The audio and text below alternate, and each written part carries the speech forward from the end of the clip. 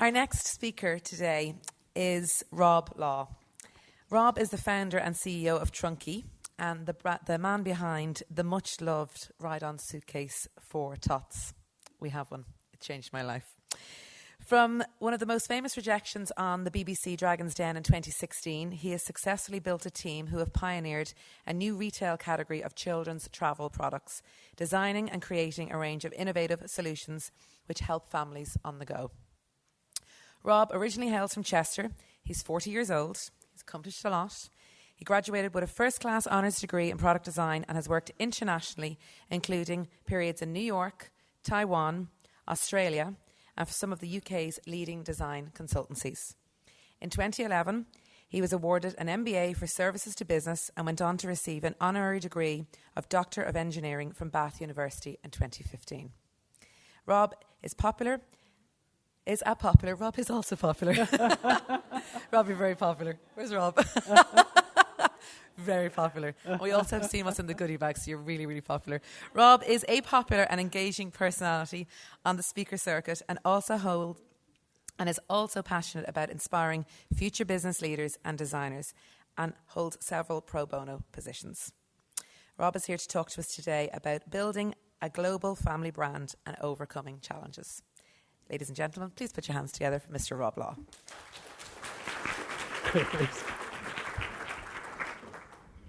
Cool. Well, I'm delighted to be back here today, actually. It hadn't occurred to me until the day before yesterday that almost 3 years to the day I came and stayed here on one of my first family holidays. Ida, my daughter, was just past 1, and we had an awful experience staying here. So I am absolutely delighted to see the hotel is now in much better hands, and even walking to breakfast this morning, seeing so many children running around, being happy at the coffee break, seeing that playground being heavily used by bouncing children. Yes, of course, yes, I thought we all knew that.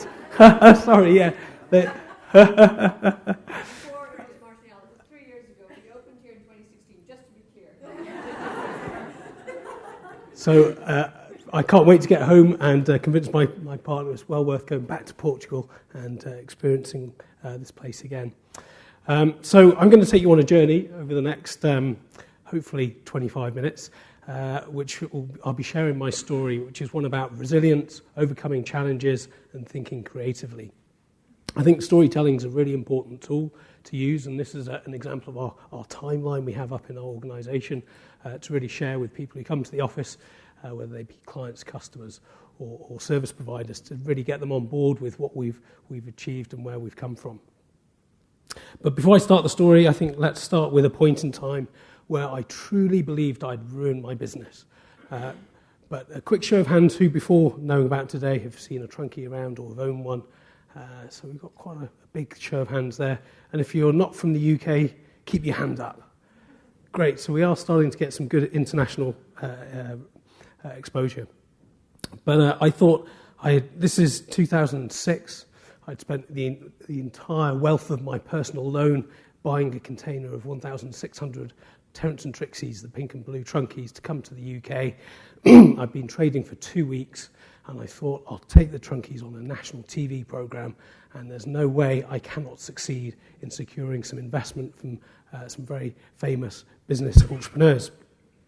The series is called Dragon's Den. I don't know if it's familiar in Europe. I know it's called Shark's Tank in the US, but let me just start off with what I thought was going to be a brilliant idea. So a pretty devastating experience. I mean, can you imagine what was going through my mind at the time? Apart from you're just a bunch of arses, but I truly believed I wish I'd invented a time machine and not a ride-on suitcase. Took 6 months for this episode to air, and the BBC advertised the episode, this is national TV, as wheelie rubbish. So I knew it was going to be pretty car crash telly. But let's pause there, take a step back, and let me tell you a bit more about my story, because it'll help understand about some of the resilience and creativity I used to overcome that situation. So the idea for the Trunki came to me 20 years ago while I was studying product design at university. Not being a father, but having travelled a lot, I entered a national luggage design competition. It was sponsored by a big plastics manufacturer, so I thought I'll go along to the luggage section in the local department store and try and find some inspiration. You may remember 20 years ago, hard moulded suitcases were quite the rage. They're all black and boring, and I stood there in the department trying to find some inspiration, but nothing really clicked. And maybe it's because I'm a big kid at heart, I just drifted off into the kids' toy section.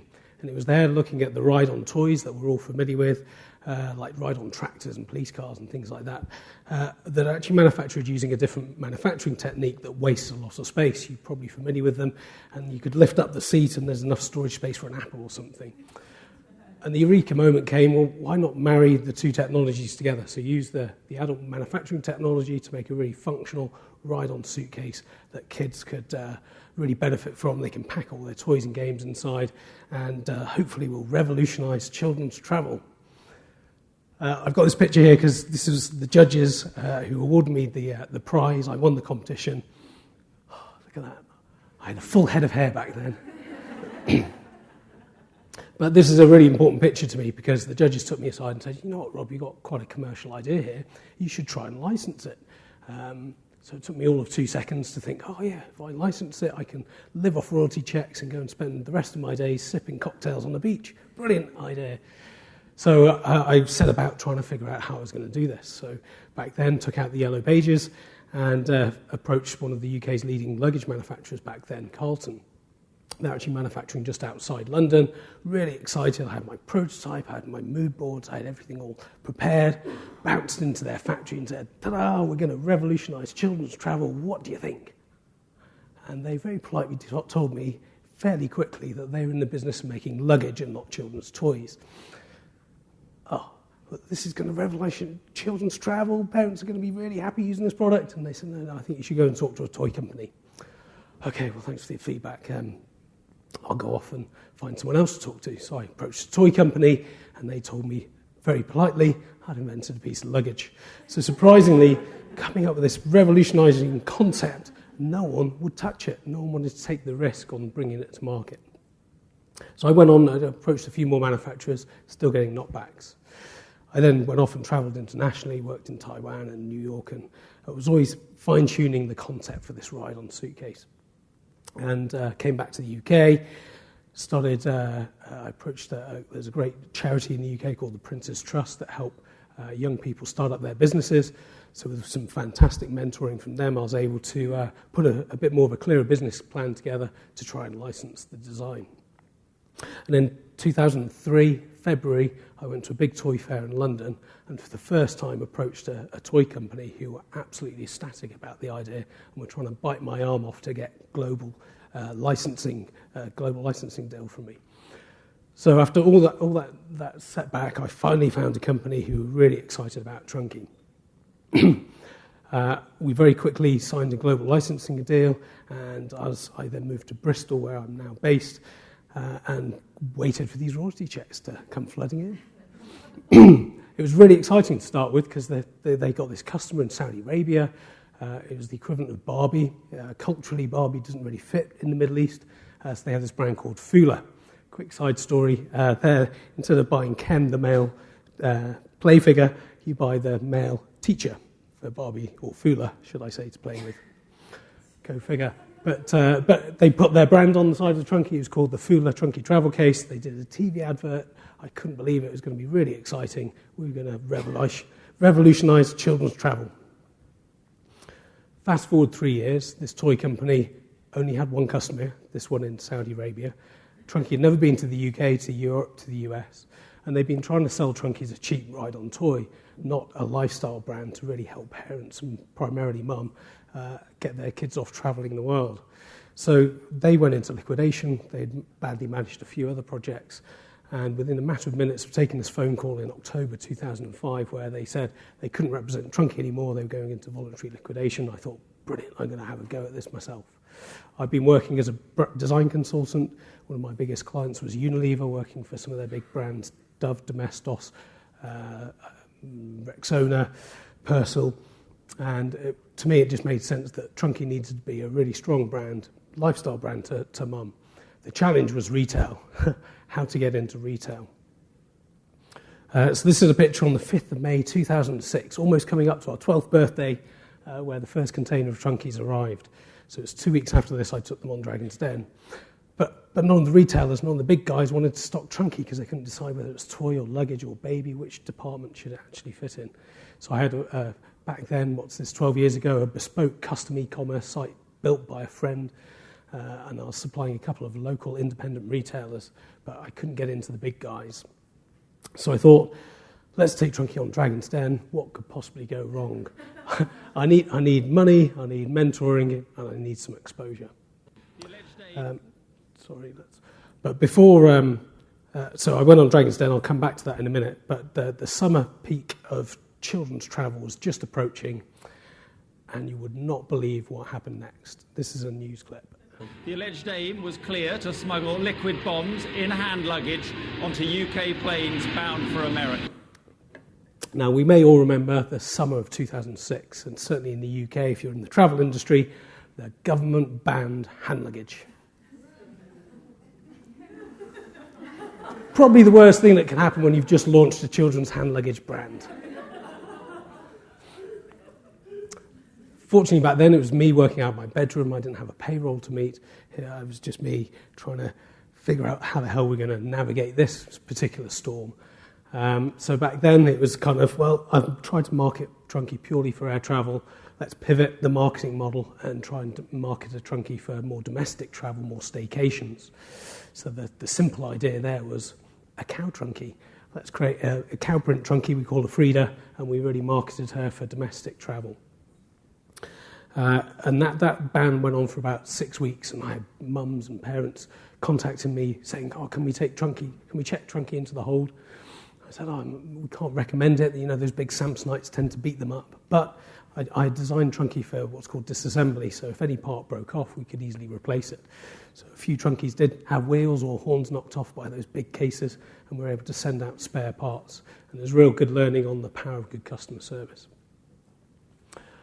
So back to Dragon's Den. There I was, leaving the den completely empty-handed, but not only that, knowing that probably this national TV programme was going to just devastate my business. So the days got closer and closer before the episode aired, and I thought, oh my God, what am I going to do? I'll probably get a bit of website traffic, but I'm not going to sell a single one, and I'm probably going to have to fold the company the next day. But what I will do, I'll just put a survey up, because I'll get some traffic. Maybe I can get some feedback from consumers about what they really think of the product and any way I could improve it. And that night, we had over 2,000 people fill out that survey. And as all surveys, the last question is, please leave any other comments here, with paragraphs and pages of support from the public, who just completely saw through that theatrical edit and thought, what a fantastic idea. So I've been trying to get into John Lewis, a major UK department store similar to Encore des Anglais. And I was being passed around the luggage bar, the toy bar, the nursery bar. No one would take my call, my meeting. And eventually, after Dragon's Den aired, I was finally able to get my foot in the door with John Lewis, and they became a national retailer for us in all 26 of their stores. And for the next 3 years, we could not keep up with the demand. So a real kind of turning point there. So I guess reflecting back, what were the main drivers for me to get through some of those challenges? I think it's all about, we've heard some of these terms already today, it's all about really believing in what you're trying to achieve. And I totally believed that I was going to revolutionise children's travel and no one was going to get in my way. It's also about listening to your customer as well and making sure that you're not completely insane and there is definitely a market for your product. And it's also about trusting yourself and being brave to really, when you're trying to do something different, as most of us might have experienced, you're always going to get people saying no. You're always going to get naysayers. So you've got to be brave, you've got to have thick skin, and you've got to have drive and tenacity to knock down those walls that you're always going to face. So we've now gone on to sell over 3.5 million Trunkis all over the world, which I'm very, very pleased to say. We've had consumers spend over $200 million on our products at tills all around the world. We're exporting to over 100 countries. So it's great to see our brand starting to get a bit more awareness in Europe. Just touching on Andrew's point before in the US, we've tried the US and unfortunately it didn't work out. I realised I didn't have the resource to conquer America, so I found a partner that I licensed Trunki to, Melissa & Doug, a fairly large US toy company. Really good cultural fit, a again, what could possibly go wrong until I was sat in their Connecticut office. We were just about to sign the deal for them to take Trunki on it exclusively for America. And I said, oh, so tell me about your marketing department. And they go, oh, everyone knows Melissa and Doug in America. Okay, great. So how many people do you have in your marketing department? And this is a company of like 200 people. Oh, we don't have anyone doing marketing because everyone knows Melissa and Doug. I was like, oh. Well, Trunki does need a bit of marketing because, it's quite an innovative new product. You need to invest a bit in that. And they hired someone to do a bit of PR, but it wasn't enough, and sales just didn't really touch the side. So we ended up exiting that agreement. But most of you are in marketing, so you understand the power of good marketing. So we've left America empty-handed, but we're doing really well. Southeast Asia is actually one of our biggest markets. China's our second biggest market, and this is some examples of our products on display in stores all over the world. And it's just so great getting friends who are travelling the world texting me pictures, or distributors sending me pictures of our product offering all over. And we've won quite a few awards as well. You might notice there as a particular favourite of mine, Family Travel Awards. And not only consumer awards, trade awards and design awards, which I'm very pleased of, we've actually started winning some business awards as well. In 2012, we were recognised as the most successful UK SME in the country. And some of those awards came about because we were trying to do things differently. Why is business always won this way, and are there different ways of doing it? Hugely inspired by Innocent Drinks, which hopefully most of you have heard of. They're real pioneers in doing business slightly differently and slightly tongue-in-cheek back 12 years ago. And I really tried to learn a lot from them. And I went on to receive an MBE from the Queen, not an MBA, which was a huge honour back in 2012. But always with my kind of marketing and slightly cheeky nature, I thought, well, I'm off to Windsor Castle. I'm going to meet the Queen. How can I get a great picture here? Let's dress a Trunki up as a corgi, and hopefully we'll meet. We might actually meet a corgi dog. And sure enough, in Windsor Castle's grounds, we met the Queen's dog walker and got this fantastic photo. So really, sticking at it, you can achieve some fantastic things. The next bit of my my talk is about realising from a very early stage in the business that I had a great product, but then I was going to need to build a great team around me. And how on earth is a product designer who just used to work really bloody hard and then starts employing people who knock off at 5 o'clock? How was I going to turn from a design into a leader of people? And these are a couple of things I'm going to talk about now, which really, really helped me. I think it's really important to have a why, a reason to get out of bed, something that you can get people to really kind of support and get behind. Most people call it a vision, and our vision is quite simple.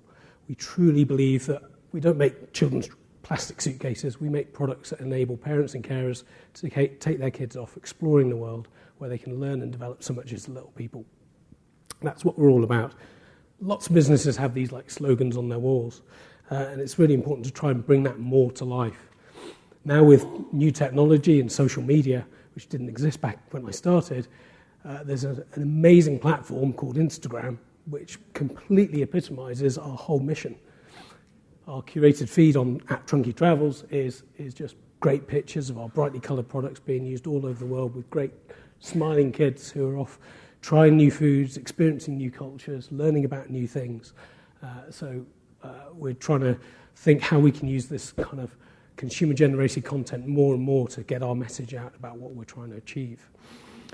And having that clear statement's really solidified the team, and when we hire people, we always try and find people who are aligned with our mission statement, and our customers and our retail partners. The most important things when now we're a global business, 57% of our sales are export, is finding the right distributors who are really aligned with behind our mission statement. And you've got to have real focus. You've got to say no a lot. So we launched Trunki, and we discovered there was a big gap in this market of babies to children, and there was no real travel products that kind of, you had all your prams, your strollers, your car seats, but then when kids get slightly older in the toddler age, there's just no real product or innovation.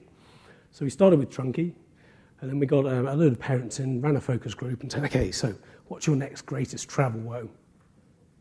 there were a lot of swear words used when travelling with car seats. So we thought there was a... All right. So we invented Booster Pack, which is a fully certified car booster seat that doubles as a backpack so kids can take their things in. But similar to Trunki, booster seats were made using this rotational moulding technique. It was closed. There was no real storage space. And we just thought, well, let's use the same manufacturing technology we've used for Trunki to create an open space that kids can actually use for packing.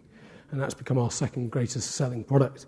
We then tried to launch a tween version of Trunki, but actually our core market's mum and new mums, and we don't really know how to touch the sides on communicating with 8 to 12-year-olds. So that's been quite a challenging project for us to really push forward. We do children's Reins. Now, that's not a particularly popular product in Europe, but in the UK it is. And these are like kind of straps that you make sure your child doesn't run off into the road with. But they hadn't been reinvented since the 70s, and they were selling as a commoditized product for like $4.99. And for your child's safety, you just felt like there's a lot more scope for innovation. We could really drive some value in that category. So we talked again to parents, you know, what don't you like about these Reins? Oh, they're really awkward and clumsy to put on. Okay, and children don't like wearing them. Well, let's make them fun and functional for kids. So they do want to wear them, and we patented a very quick safety adjustment buckle. And Mothercare ended up listing it at 4 times the retail price of their current Reins, but they were making 4 times the margin on selling that product, and they turned out that parents loved using our product. Not so much in France or Italy, but in the UK it's a very popular product. And then our paddle packs, which you've all got samples of in your goodie bags. This was just a very simple eureka moment where we were always trying to think of new ideas to go into the backpack market. And being a bit of an outdoorsy person, I had these dry bags, and one day I was lifting a dry bag up and just thought, oh, that looks a bit like a catfish with a big, wide, floppy mouth, you know, the dry bags with the roll tops. Well, of course you do, because you've got them in the goodie bags. Why not make all kids go swimming? Surely there's a market for waterproof dry bags for kids that are really fun and functional. And we made Paddle Pack. The challenge there was that by rolling it and connecting the sealing at the top, you created what we deemed as a potential strangulation hazard for the child, and it was very close to their neck. So we patented a breakaway buckle that makes it fun and safe for kids and stops anyone else making a product similar. And then we created a whole range of other products. Now, I said before, you've got to be really focused on what you're doing, and we are creating children's travel products, so we have to say no a lot. And many of you may have this idea in the back of your mind: why don't you make an adult Trunki? Cue picture. Well, it's simple. We make children's travel products. We're not in the business of making adult products. I'd love to make something like this. I'm not convinced consumers would pay €200 on it, but we have to say no a lot. So one day maybe we'll do an adult suitcase. And you've got to really innovate. And our Trunki now is on its 5th iteration, 5th set of tooling. We're always listening to customer feedback. This version now is 100% plastic. We got rid of all 25 metal parts that used to hold the previous version together, which makes it very quick and easy to assemble. It also makes it very environmentally friendly for recyclability at the end of its life. But they come with a 5-year guarantee. So the first step in the eco thing is to reuse. So Trunkis get reused, handed down. There's a massive market for them on eBay, although if you're looking to buy one, please buy one from our website. So yeah, it's all about trying to constantly improve. We actually reshored production back in 2012 to the UK from China, and that new design enabled us to use a Western assembly force to do that. So Trunkis are very proudly coming off the UK production line. We make about 1,000 units a day that ship across the whole of Europe. There's a side story I don't have time to talk about how the factory went into administration and we bought them out, and we now employ 55 people making Trunkis, but I'll save that for lunch. And we've also invested in customization. So for me, it was really important that kids could, with the original Trunkis, they weren't obviously a cat or a dog, or it was a bit of a vague kind of animal creature that kids can project their own personality on. So is it a cat, a dog, or a rhino? It's down to the child to form that bond and use their imagination. So now with customization, we can really release the child's creativity to create whatever it is they think the Trunki is. Me and you, we wouldn't have a clue. But if they're into superheroes, they can create their own superhero Trunki, or space, or football, or whatever it is. And it also saves us quite a bit on licensing fees with Disney. So really important to stay creative and offer that platform to our customers. So I think today there's so much happening. It's really exciting. Travel, the ultimate form of travel, obviously, is space travel. And with Virgin Galactic and the likes of SpaceX and Blue Origin, hopefully one day Trunkies will be used on trips to the moon.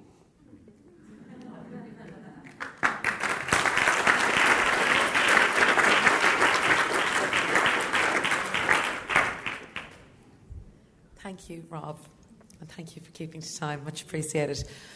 I'm sure there are lots of questions from the room, so I'm just going to give you a few takeaways from what I took from that.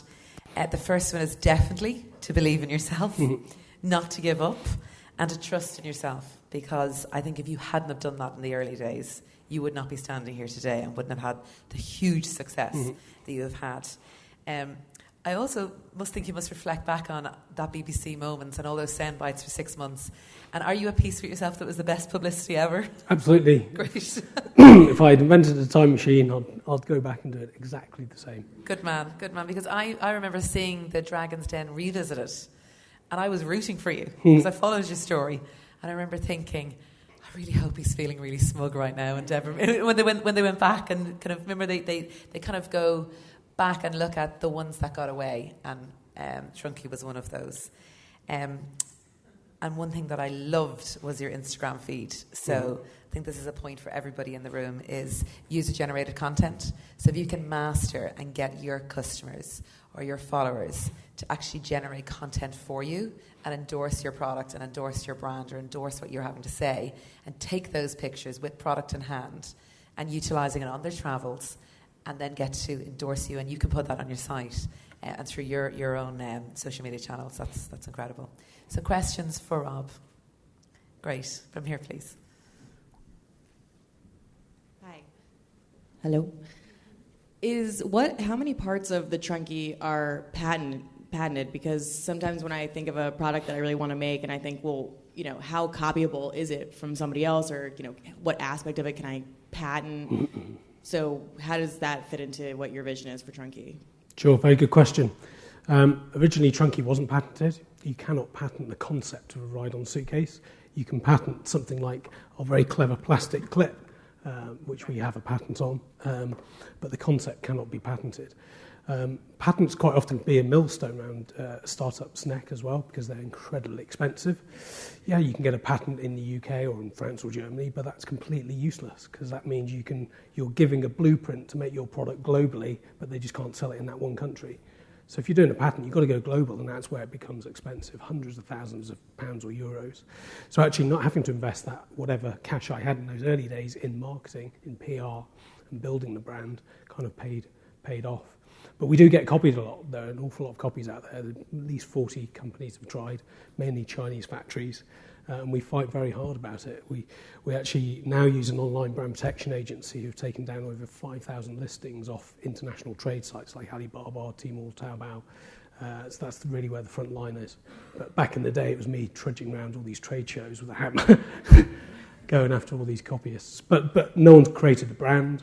And actually those barriers to entry about being, is it toy, luggage or nursery, our weakest market's actually toy. All the copies are coming in the toy category, and none of them are succeeding. Thank you. It's Tracy over here. Thanks. I'm just thinking about when we landed in Lisbon, and one of the first things I saw was a Trunki. Oh, and I was like, oh, that's funny. But it's not funny because you see them everywhere. But I was just wondering, do you still get that feeling when you're walking through an airport as a traveller? Do you want to go up and just go, I made that? That's me. It's a good question. Does that go away, or is it still like, God, it's such a good surprisingly, I'm kind of, my natural default is quite introverted, believe it or not. So I not don't me, believe but any of you when you say you're introverted. No, there's a theme here. But my couple of my board members, who are fairly senior gentlemen, have business cards, and they quite often pester families travelling through airports saying, oh, I work for that company. But no, I mean, things like coming off a red eye from America and just seeing a tired top being towed around is just really rewarding. Oh, it's amazing. No, well done on your success. It's amazing. Amazing Thanks. company.